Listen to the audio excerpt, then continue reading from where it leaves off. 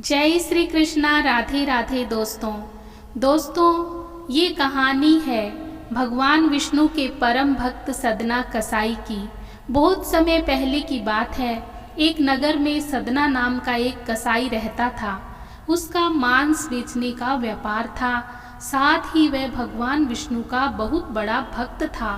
वह मांस काटते समय और बेचते समय दिन भर भगवान विष्णु का नाम लिया करता था। वह यह काम रोज करता था। उसकी दुकान पर जो ग्राहक मांस खरीदने के लिए आते, वह देखते कि वह कसाई मांस काटता जाता और भगवान विष्णु का नाम लेता जाता।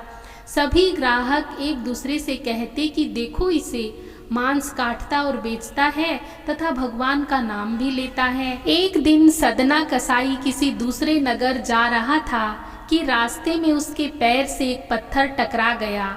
वह पत्थर देखकर कसाई ने सोचा कि पत्थर तो काफी अच्छा है, इस पत्थर से मैं मांस तोलूंगा। जब वह अपनी दुकान पर पहुंचा तो पहले वह चेक करने लगा कि यह पत्थर कितने किलो का है।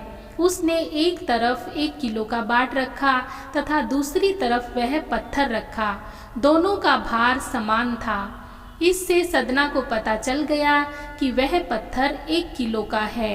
अब जो भी ग्राहक सदना कसाई के पास मांस खरीदने आते, वह मांस उसी पत्थर से तोलता। आश्चर्य की बात उसको तब लगी जब कोई भी ग्राहक मान लो 2 किलो मांस खरीदता है तो वह पत्थर 2 किलो का हो जाता है। कोई 3 किलो मांस खरीदता है तो वह पत्थर 3 किलो का हो जाता है।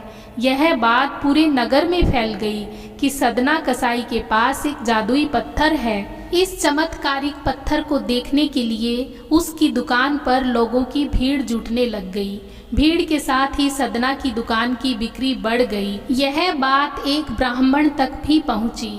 हालांकि वह ऐसी अशुद्ध जगह पर जाना नहीं चाहता था जहां मांस कटता हो व बिकता हो, किंतु चमत्कारिक पत्थर को देखने की उत्सुकता उसे सदना की दुकान तक खींच लाई।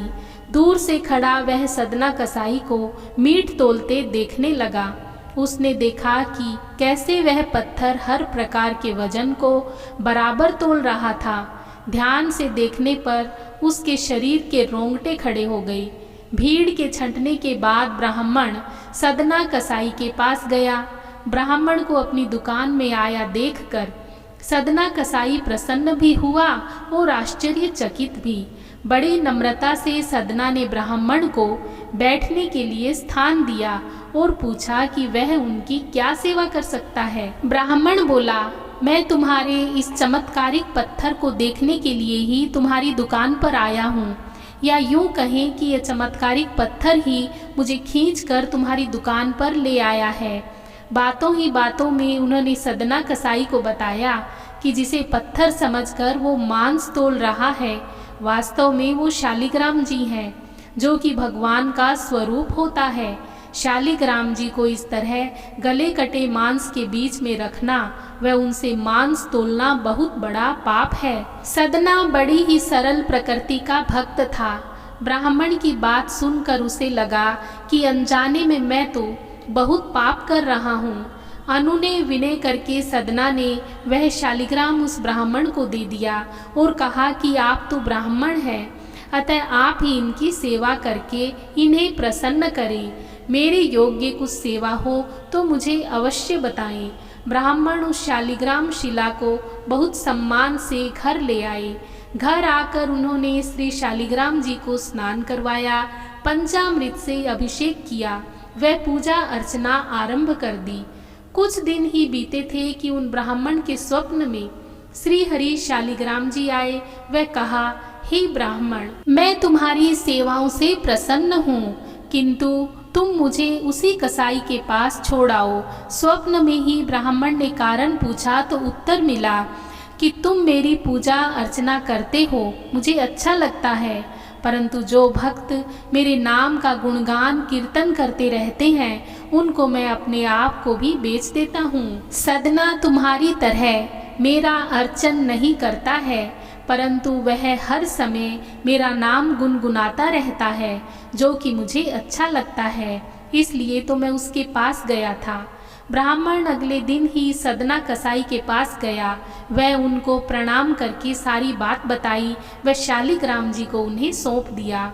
ब्राह्मण की बात सुनकर सदना कसाई की आंखों में आंसू आ गए।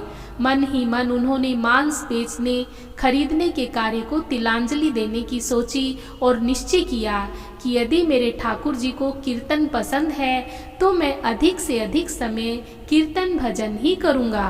हाँ तो दोस्तों, कहानी अच्छी लगी हो तो लाइक और शेयर कर दीजिए। यदि चैनल पर नए हैं तो प्लीज़ मेरे चैनल को सब्सक्राइब कर लीजिए। जय श्री कृष्णा। राधे राधे। धन्यवाद।